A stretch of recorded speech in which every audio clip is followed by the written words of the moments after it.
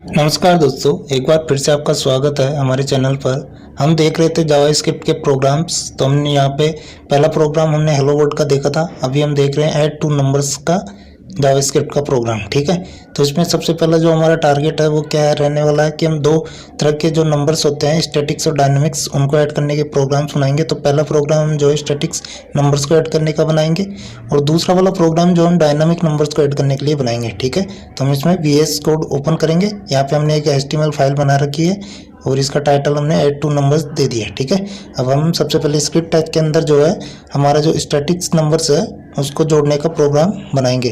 तो statics numbers के जो प्रोग्राम होता है वो बिल्कुल सिंपल होता है। इसमें डायरेक्ट आप वेरिएबल का जो मतलब वैल्यू डालो, इनिशियलाइज भी कर दो उसको और उसकी वैल्यू भी डाल दो। तो हमने यहाँ पे लेट a=5 और b=6 ले लिया। ठीक है, हमने दो वेरिएबल यहाँ पे इनिशियलाइज कर दिए। फिर हमको इसी तरह सी में क्या करेंगे, हम a+b मतलब a और b को जोड़ देंगे। तो यहाँ पे क्या हो जाएगा, हमारा जो c है काउंट हो जाएगा। ठीक है, अब इसको एक बार हम डॉक्यूमेंट डॉट राइट कर देते हैं।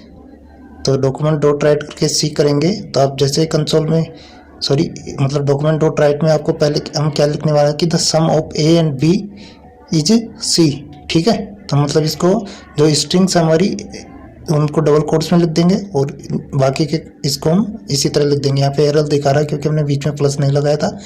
तो यहाँ पे हम कर लेते हैं इसको C। तो यहाँ पे हम ओपन विथ लाइव सर्वर करोगे तो यहाँ पे आएगा the sum of 5 and 6 is 11।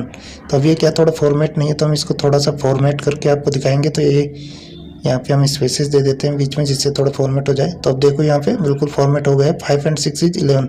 आप अगर इसकी वैल्यू कुछ भी चेंज करो भी तो ये आपको जोड़ के दे देगा। ठीक है, तो ये हो गया हमारा जो है स्टैटिक्स नंबर्स का जो प्रोग्राम है वो हम इस तरह से लगा सकते हैं। ठीक है, तो अभी हम जो है मतलब अब देखने वाले हैं हमारा सेकंड जो प्रोग्राम है डायनामिक नंबर्स को ऐड करने का, उसे बनाने वाले हैं। तो उसके लिए भी हम सबसे पहले लेट a मतलब हम अभी जो है प्रॉम्प्ट डालेंगे, इसके अंदर यूजर से नंबर मांगेंगे। ठीक है, मतलब यूजर जो नंबर देगा उन्हें हम लगाने वाले उनको ऐड करने वाले हैं। तो यहाँ पे पहले प्रॉम्प्ट के अंदर हमने लिख दिया प्लीज एंटर फर्स्ट नंबर और सेकंड वेरिएबल में हम स्टोर करवा देंगे सेकंड नंबर जो भी यूजर डालेगा। ठीक है, तो वो हम लेट c क्या करने वाले a+b। लेकिन यहाँ पे आपको ध्यान देने वाली बात यह है कि जो भी यूजर प्रॉम्प्ट डालेगा वो मतलब स्ट्रिंग के रूप में प्राप्त होगी। तो उसको हम पहले इंटीजर में बदलेंगे और इंटीजर में बदलने के लिए हम यूज करते हैं पार्सइंट फंक्शन का। ठीक है, तो हम इसके अंदर दोनों को a और b को पार्सइंट के अंदर स्टोर करवाएंगे और डॉक्यूमेंट डॉट राइट करेंगे। तो यहाँ पे देखो एक की वैल्यू मांग रहा है, फिर सेकंड की, तो हमने डाली 2 और 4। तो यहाँ पे हमको जोड़ के दिखा रहा है 6।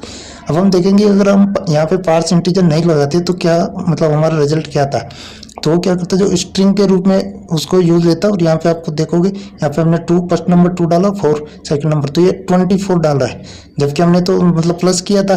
तो इसीलिए हम जो है पार्स इंटीजर का यूज करते हैं क्योंकि वो डायरेक्ट स्ट्रिंग्स को ऐड ना करे। ठीक, तो आज के लिए इतना ही, मिलेंगे नेक्स्ट वीडियो में।